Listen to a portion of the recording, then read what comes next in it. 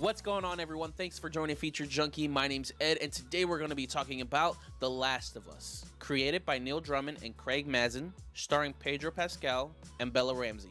I've been watching every single week, and I figured I'd do a new format and just do a whole series review. And I wanted to wait just a little bit longer. The last episode was on Sunday, but I wanted everyone to have the chance to see this episode before I do an open discussion review on this one. And I've got so much to say on this, but before I do, if you could leave a like down below, I'd greatly appreciate that. Now let's get into the plot, courtesy of IMDb. 20 years after modern civilization has been destroyed, Joel, a hardened survivor, is hired to smuggle Ellie, a 14-year-old girl, out of an oppressed quarantine zone. What starts as a small job soon becomes a brutal, heartbreaking journey as they both must travel the US and depend on each other for survival.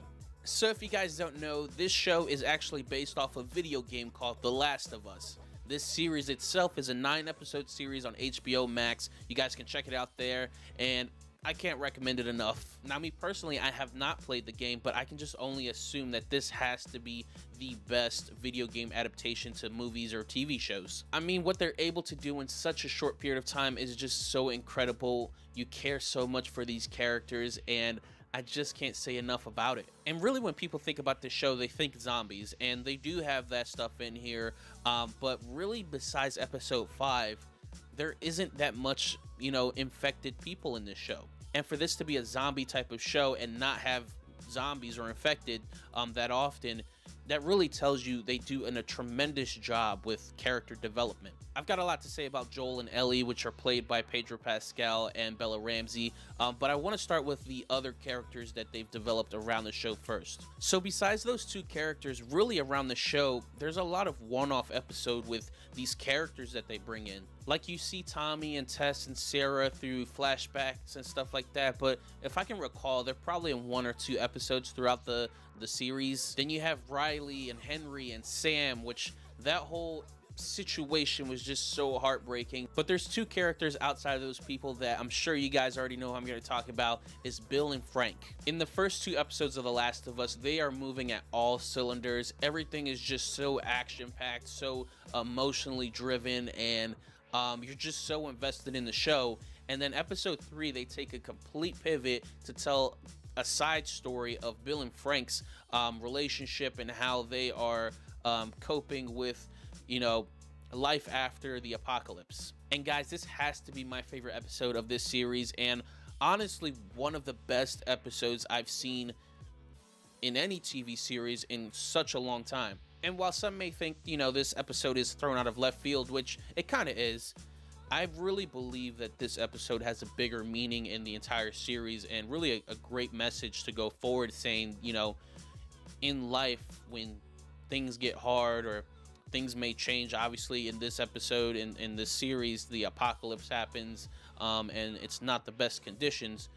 You still find the ways to keep moving forward and find the love and happiness and the great in others, and they do such an incredible job in that episode. And now we head to the stars of the show, Pedro Pascal and Bella Ramsey. Man, I love their chemistry so much, and I love the dynamic and the storyline that comes with it. When you first start out the series, Joel is really cold to the world, and he says it himself. He sees Bella Ramsey's character Ellie as just a package, nothing more than that. It's just to deliver and come back home. It was only a promise to test. And as this story progresses, you get to see Joel really warm up to Ellie, and he says this amazing quote that I wrote down, and he says, "Time doesn't heal anything, it just makes things fade. People heal wounds." And you really see that in the comparison with, Ellie and his former daughter Sarah. I think the great symbolism behind that, as well as we see the development of, Ellie and Joel from the beginning of the show. Like we said earlier, Joel is very cold. Ellie is just trying to get his approval and stuff like that. And as we progress through the end of the show, Ellie is really the one that is more cold, and Joel is trying to, get her approval and show her, like, we can be a family. Like, we can tackle all this stuff together. But Ellie really has a legit reason why she's like that. Everyone that she's loved and cared for, they've all left her. She's had to kill people for the first time. She's had to, and she's only 14. Like that's insane. And she's run into pedophile priests and stuff like that. Like, there's just so much that goes on in the show, and I don't want to give too much away if you haven't seen the show, but really her character development for me was, there's a point in the show, right, where it starts, the series starts as it's Joel's show. I want to say around episode 5 or 6. That's no more. This is Ellie's show from here on out, especially after that episode with Riley, which they have Storm Reed playing that part, and I think they did a phenomenal job casting her. And you really feel the maturity of Ellie starting to, and you know, I don't even know if it's maturity, to be honest. I think just traumatic experiences really shaping the way she's looking at things. The world at this time is very, very cold, and again, that's why I like the episode with Frank and Bill, showing that there is some, you know, resemblance of normalcy in life after the apocalypse. But for the majority of the point, everyone is very much against everyone else. They're all in this for themselves. And honestly, I could just go on and on about just the storyline and stuff like that, how much you really care for these characters, because you really, really do. Like, everyone you talk to that has probably seen the show absolutely loves the show, and it's because the character development.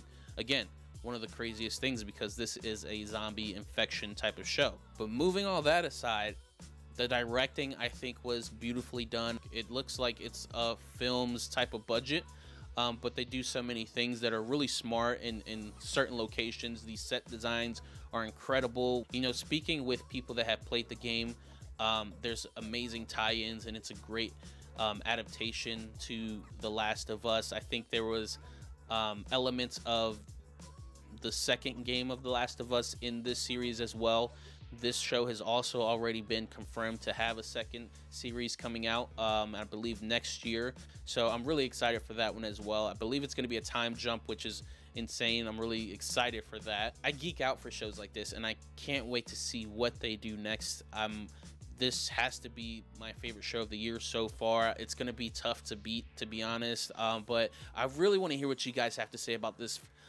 I almost said film, because I always watch films. But I really do want to know what you guys think of the show. If you liked it, if you didn't, what are your thoughts on, you know, the video game adaptation to this show? The performances by Pedro Pascal and Bella Ramsey. Whatever your thoughts are, leave them in the comments down below. And hey, leave a like.